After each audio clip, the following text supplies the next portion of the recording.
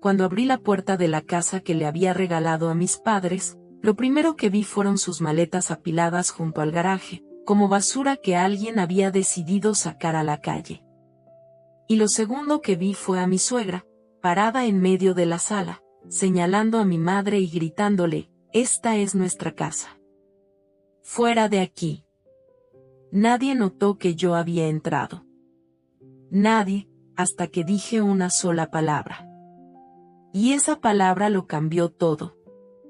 Pero para entender cómo llegamos hasta ahí, tengo que llevarte varios meses atrás, al día en que cometí el error de confiar en la familia equivocada. Me llamo Jimena, tengo 37 años, y durante mucho tiempo pensé que el dinero que había ganado con tanto esfuerzo serviría, sobre todo, para proteger a las personas que amaba. Estaba equivocada. O más bien, aprendí de la peor manera que el dinero no protege a nadie si no sabes exactamente en quién confiar. Todo empezó con un aniversario. El número 50 de mis padres.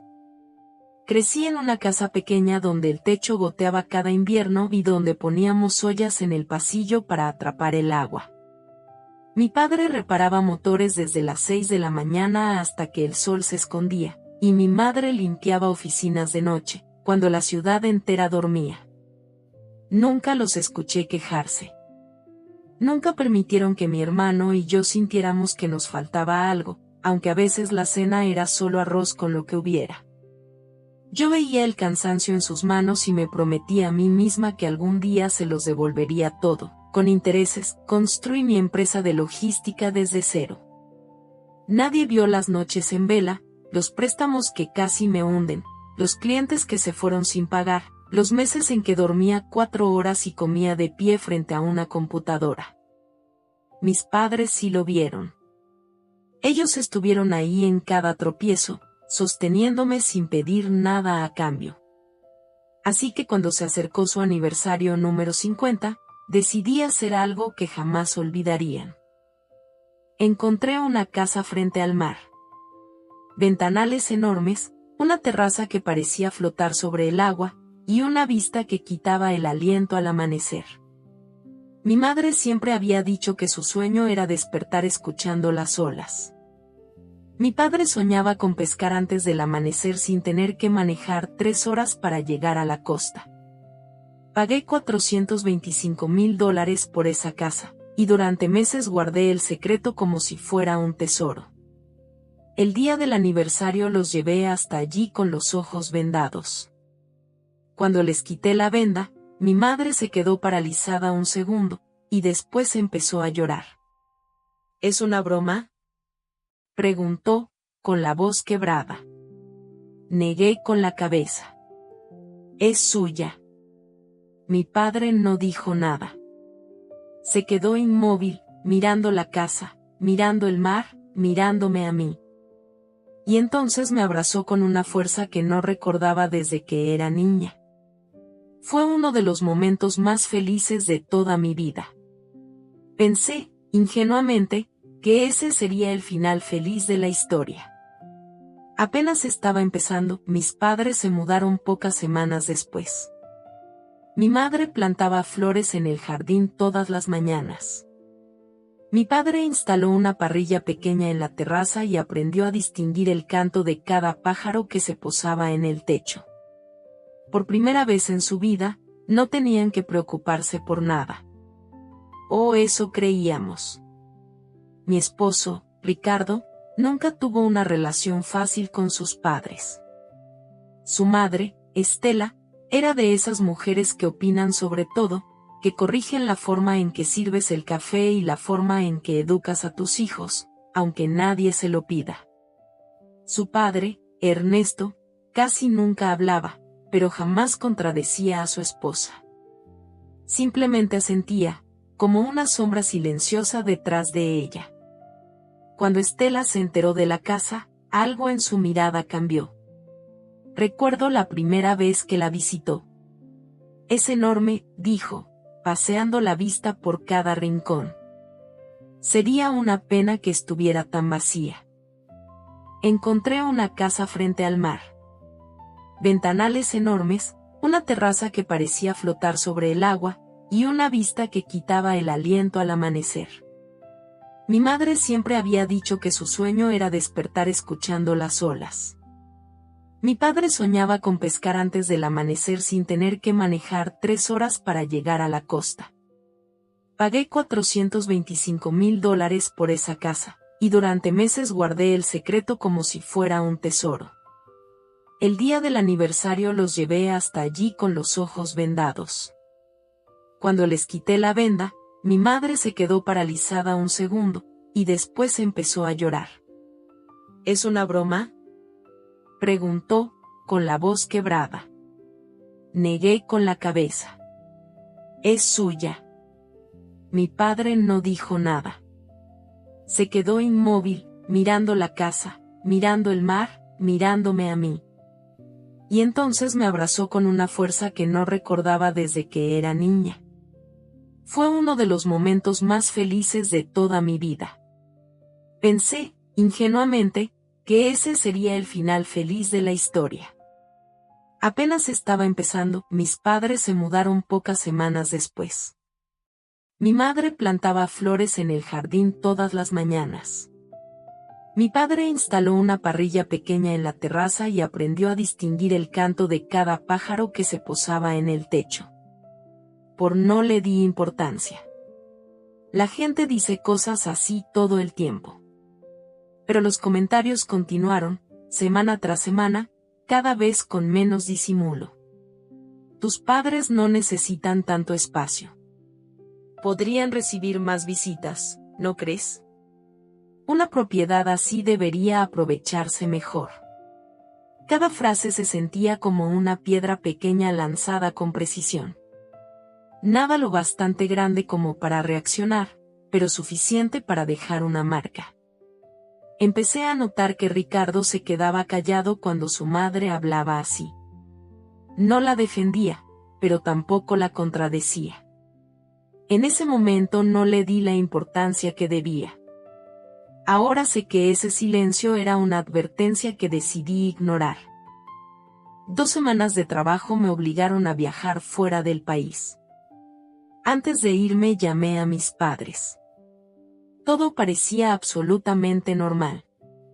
Mi madre decoraba macetas en el jardín. Mi padre probaba una parrilla nueva en la terraza. Me despedí sin ninguna sospecha. La primera semana transcurrió sin novedad. Pero, poco a poco, empecé a notar algo extraño. Los mensajes de mi madre se volvieron cortos, casi mecánicos. Todo bien, hija. No te preocupes. Mi padre sonaba distraído cada vez que hablábamos por teléfono, como si estuviera calculando cada palabra antes de decirla. Pregunté directamente si algo ocurría. Ambos insistían en que todo estaba bien. No les creí. Una madre reconoce cuando algo no encaja, incluso a la distancia. El último día de mi viaje, mi teléfono sonó. Era Clara, mi vecina, la mujer que vivía justo frente a la casa de mis padres desde hacía años. Jimena, dijo, con la voz tensa, creo que deberías venir. ¿Por qué? ¿Qué pasa? Hubo un silencio incómodo antes de que respondiera. Porque aquí están pasando cosas muy raras. El corazón empezó a latirme con fuerza. ¿Qué clase de cosas, Clara? He visto llegar varios vehículos durante toda la semana. Personas entrando y saliendo a cualquier hora. Y hoy vi sacar cajas de la casa. Serán amigos de mis padres, dije, intentando convencerme a mí misma más que a ella. No lo creo, Jimena. No reconozco a nadie. Entonces, ¿quiénes son? Clara dudó antes de responder, como si no quisiera ser quien me lo dijera. Parecen familiares de tu esposo. Sentí un escalofrío que me recorrió entera. Colgué y marqué el número de mi madre de inmediato. No contestó. Llamé a mi padre. Tampoco. Durante las siguientes 3 horas marqué una y otra vez, sin obtener respuesta. Le escribí a Ricardo. Silencio total. Esa noche no dormí. Me quedé mirando el techo del hotel, repasando cada palabra rara que había escuchado de Stella en los últimos meses, uniendo piezas que no quería unir. A la mañana siguiente tomé el primer vuelo disponible, aunque eso significara pagar el triple por el boleto. Durante el vuelo, la ansiedad crecía dentro de mí como una marea que no podía controlar. Intentaba convencerme de explicaciones lógicas. Tal vez era una reunión familiar sorpresa.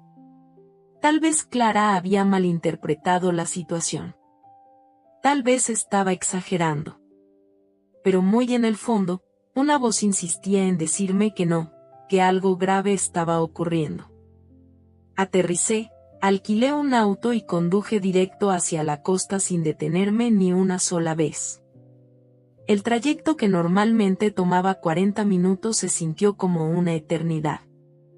A medida que me acercaba, comencé a reconocer vehículos estacionados a ambos lados del camino, vehículos que había visto antes en reuniones familiares de Ricardo. Mi estómago se hundió. Reduje la velocidad al llegar frente a la casa. Desde la entrada podía escuchar voces, muchas voces, risas, música baja de fondo. Parecía una fiesta. Pero mis padres jamás organizarían algo así sin avisarme, y mucho menos sin decírmelo. Entonces las vi, las cajas con las pertenencias de mis padres, apiladas junto al garaje como si fueran objetos desechados. Ropa doblada de cualquier manera, marcos de fotos asomando entre las bolsas, la pequeña radio que mi padre escuchaba todas las mañanas mientras tomaba café. Frené de golpe. Por primera vez en mi vida adulta sentí un miedo que no podía controlar. Y cuando abrí la puerta del auto y escuché un grito proveniente del interior de la casa, comprendí que lo que estaba ocurriendo era mucho peor de lo que había imaginado durante todo el vuelo. Corrí hacia la entrada y abrí la puerta sin tocar. Lo primero que vi fue a más de una docena de familiares de Ricardo ocupando la sala como si fuera suya desde siempre. Maletas contra las paredes, ropa sobre los sofás, platos sucios sobre la mesa de centro que mi madre había elegido con tanto cuidado.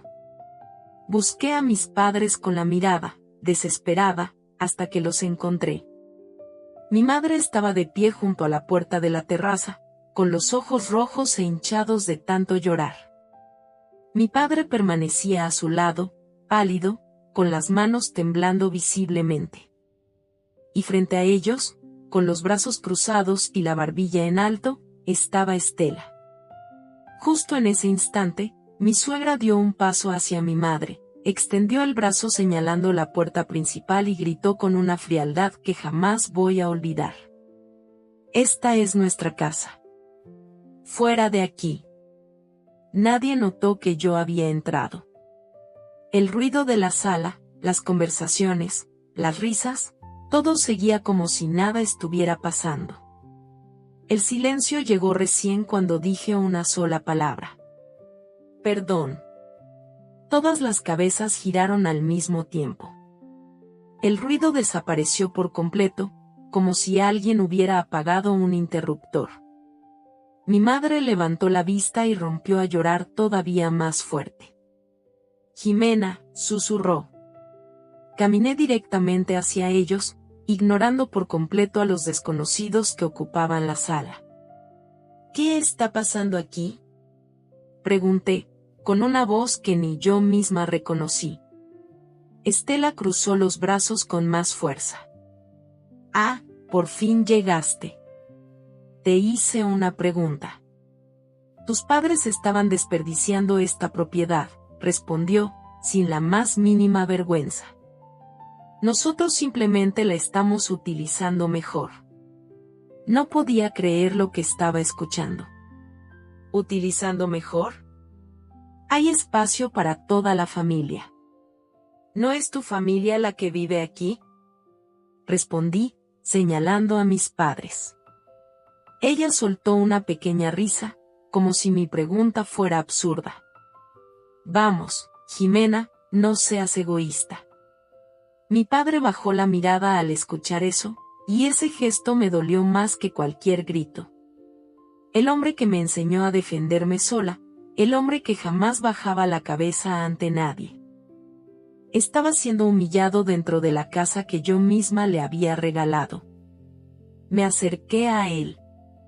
Papá, dime exactamente qué ocurrió. Tardó unos segundos en responder, como si le costara encontrar las palabras. Llegaron hace 10 días. Dijeron que se quedarían solo un fin de semana. Sentí un nudo apretándome la garganta. Mi madre continuó, con la voz temblorosa. Después empezaron a traer más familiares. ¿Y Ricardo? El silencio respondió por ella antes de que terminara la frase. Saqué mi teléfono y marqué el número de mi esposo. Contestó al tercer tono, como si nada extraordinario estuviera pasando en su propia familia. Jimena. ¿Sabías lo que estaba pasando aquí? No respondió de inmediato. Ese silencio fue suficiente respuesta. ¿Lo sabías, Ricardo? Pensé que podrían convivir unos días, nada más. Mis padres están siendo expulsados de su propia casa. Estás exagerando. Colgué. No había absolutamente nada más que hablar con él en ese momento. Guardé el teléfono en mi bolsillo y observé la sala completa, cada rostro, cada maleta, cada gesto de indiferencia hacia el dolor de mis padres. Y entonces recordé algo fundamental. La escritura de la propiedad estaba únicamente a nombre de mis padres. Yo misma me había asegurado de eso el día que firmé la compra, precisamente para que nadie pudiera cuestionarla jamás.